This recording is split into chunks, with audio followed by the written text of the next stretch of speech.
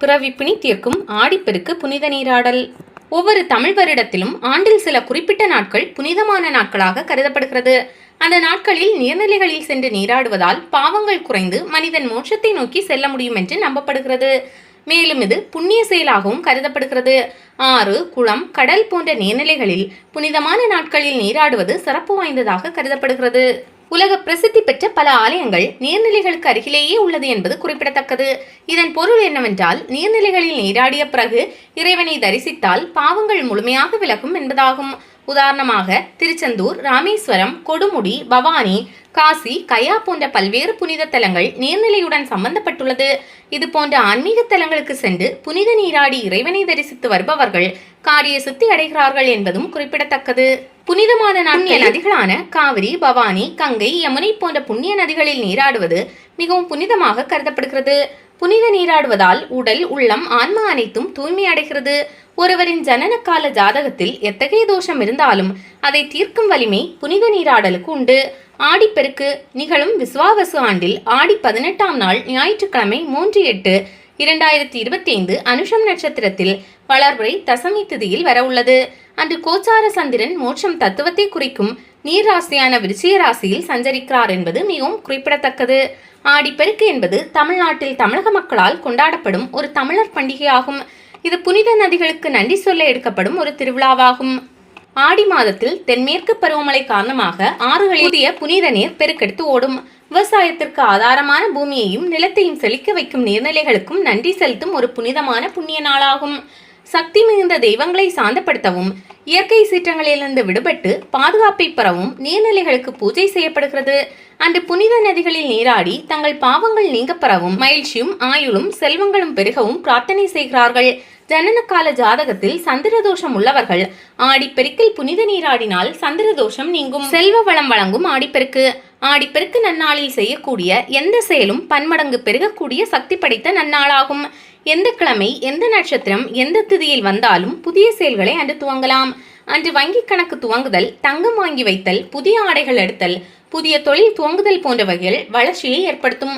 ஜோதிட சாஸ்திரப்படி குரு மற்றும் சந்திரனுக்கு சம்பந்தம் இருந்தால் அது குரு சந்திர யோகம் ஆகும்.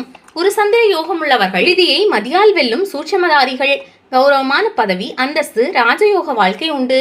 பொன் பொருள், பூமி லாபங்கள், வாகன வசதி உண்டு. உழைப்பால் உயர்ந்து அந்தஸ்தும் செல்வாக்கும் பெறுவார்கள். சந்திரனுக்கு 6-8 குரு இருந்தால் அது சகட யோகம் ஆகும்.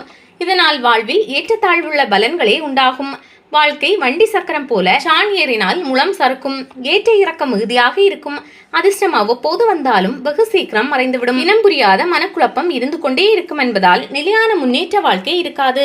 இத்தகைய அமைப்புள்ளவர்கள் ஆடிப்பெருக்கு நன்னாளில் புனித நீராடினால் குரு சந்திர யோகம் உண்டாகி செல்வ செழிப்பு மிகுதியாகும். புனித நதிகளில் நீராடும் முறை. நதிகளில் நீராடுவதற்கென்று ஒரு குறிப்பிட்ட முறைகள் சாஸ்திரத்தில் சொல்லப்பட்டுள்ளது. ஒருவரின் பாவங்களை நீக்கி புண்ணிய பலன்களை அதிகரிக்கும். நீர்நிலைகளில் இயற்கை உபாதைகளை நீக்கும் இடமாக பயன்படுத்தக்கூடாது. நீராடும் போது உடுத்திய துணிகளை நீர்நிலைகளில் போடக்கூடாது. சோப்பு, ஷாம்பு, எண்ணெய் போன்றவற்றை பயன்படுத்தக்கூடாது. காலணிகளை தவிர்ப்பது நல்லது. அழுக்கு துணிகளை புனித நீர்களில் துவைக்கக்கூடாது. அதற்கென்று பிரத்யேகமாக உள்ள இடங்களை பயன்படுத்த வேண்டும். நீர்நிலைகளை அசுத்தம் செய்தால் புண்ணிய பலம் குறையும். தீர்த்தமாடுவதற்கு முன் வடக்கு அல்லது கிழக்கு நோக்கி 3 முறை சிறிதளவு தீர்த்தத்தை உள்ளங்கையில் எடுத்து தலைக்கு தெளிக்க வேண்டும். நதியின் ஓட்டத்திற்கு எதிர் திசையில், சூரியனுக்கு எதிர் திசையில் நின்று சூரிய நமஸ்காரம் செய்த பிறகு நீராட வேண்டும்.